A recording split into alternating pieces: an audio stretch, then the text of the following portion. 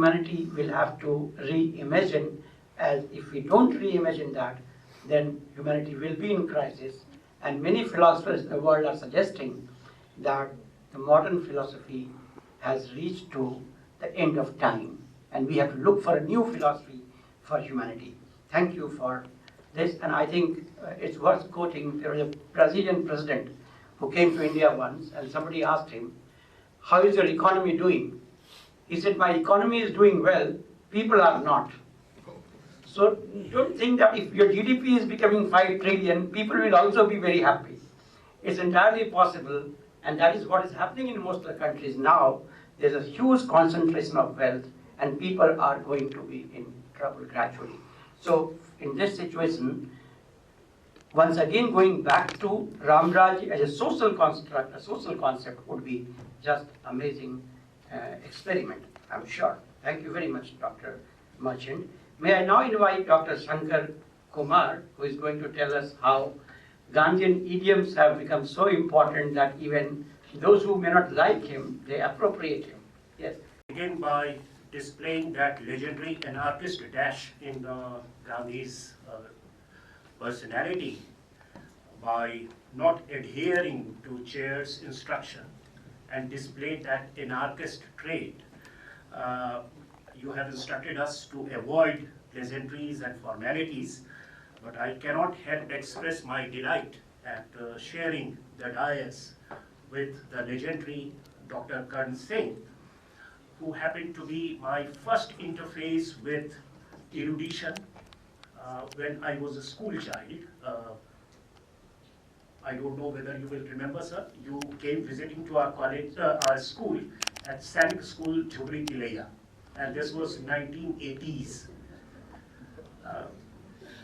Coming to the topic, obviously the latest speech by our Prime Minister Modi at the Pran Pratishtha ceremony of Ram Lalla in Ayodhya was quite rich in invoking expressions, elucidating concepts, and invoking several other trajectories that are distinctly Gandhian. Though the Prime Minister did invoke Gandhi's name, Mohan Bhagwat, who spoke prior to him, did.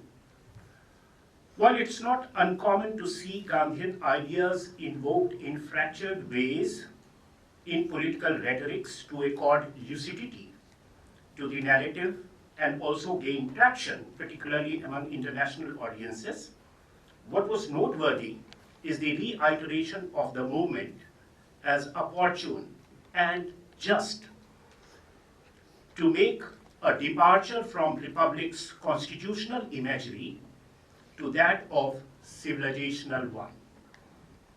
Over the next 10 minutes or so, I seek to call out some such invocations in their speeches that are redolent of Gandhian concepts and ideas. Dev se Desh or Ram se Rashtra. This was invoked around 5 times, if I count it right, by the Prime Minister. Self-restraint in consumption. Mohan Bhagwat talked about it. He explicitly invoked Gandhi with his famous quote, "Enough, the planet has enough for our need, but not for our greed." Moral transformation of individual as the springboard of national transformation, thereby alluding to Swaraj. The Supreme Court judgment as regarding the Ram Janmabhoomi, the Prime Minister iterated that this judgment has kept the large of Nyaya, Dharma and justice. And here he is not ratifying this from the constitutionality of it, from where the Supreme Court gets its authority and power to adjudicate, but from civilizational urges. So what happens is that apart from such invocations, including several others which I did not mention, all these can serve as some kind of coordinates to foresee the narrative that dovetails into the debate between constitutional state or civic state and civilizational state. I see it coming, and I see Gandhian ideas and strategies and utterances being very gullible to be appropriated very conveniently in this emerging narrative. What I emphasize is that there is a need to have a very robust understanding of his concepts and ideas, which are very organic and interrelated. But so was the Prime Minister's speech. I listened to it very intently, and immediately what came to my mind was the young Gandhi almost under some kind of a spell writing Hind Swaraj in over 10 to 20 days on his journey from England to South Africa. It coheres, it's cogent, but we need to be watchful because these ideas are only being used to pepper the narrative. They don't actually get into the gist of what Gandhi said, and as I said, that it's very normative to find Gandhian ideas being used as some kind of a pepper to make it attractive for political consumption. But we need to stand on guard, and this kind of an exercise where with fair degree of robustness, for example, Pooja talked about trusteeship, other speakers will be talking about specific concepts of Gandhi, and that should allow us to be not swayed by the sheer charm of Gandhian lucidity in terms of exposition. I, by training, am not an economist or a political scientist who are formally trained as nomothests. I come from history background where ideographic approach is celebrated, and therefore there's no terror of weaving a very well-knit theory as part of my exposition. I can as well have the luxury of puncturing arguments and get away with it. That's the way we are trained as history students. But what I also do as part of my discipline is to understand expositions in its spatio-temporal context, and that's very important.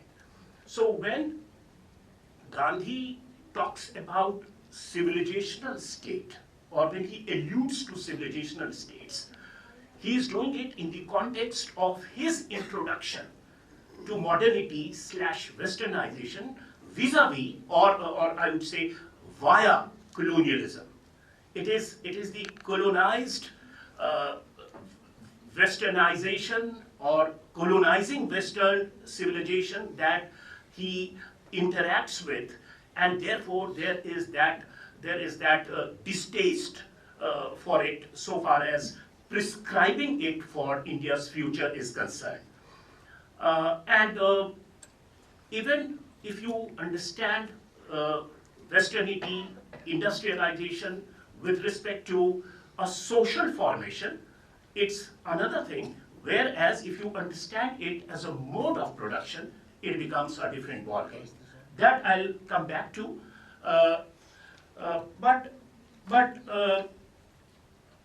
Just to emphasize the spatio-temporal context, I'll just throw one instance.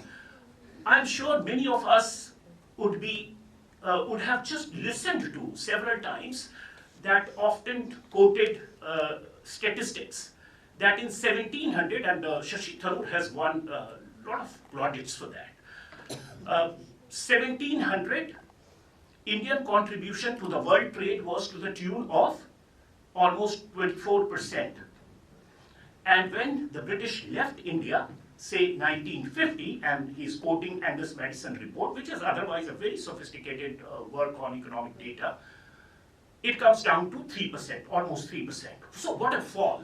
And who's responsible? The British are responsible, the bad policies are responsible. But if you just do simple mathematics, in 1700, what was the formal economy that constituted global economy? Asia, Europe, not Africa, not the two Americas, not even Australia. So it's a matter of mathematics. It comes out in favor of India because it has to be, Indian contribution has to be understood only with reference to world economy, which is Asian and European economy. And in 1950, it's full bloom of the global economy that we are talking of. I'm not here saying that British were not responsible for damaging our economy, but just the need to have historical insight, even when such data are thrown to us. So it's 44. Time is over. We'll take 1 more minute. Okay, so I'll just talk about this constitutional state and or civic state and civilizational state. It's not only Gandhi, but even prior to it, around the time of the iconic French Revolution, we have Edmund Burke debating it out with Thomas Paine. And Edmund Burke says that men cannot be reduced to constitutional abstractions of written rights and duties.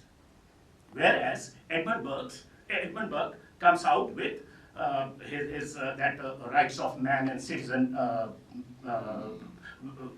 document, which serves as preface to subsequent Republican Constitution of France, and then follows from Edmund Burke Romanticism and so forth.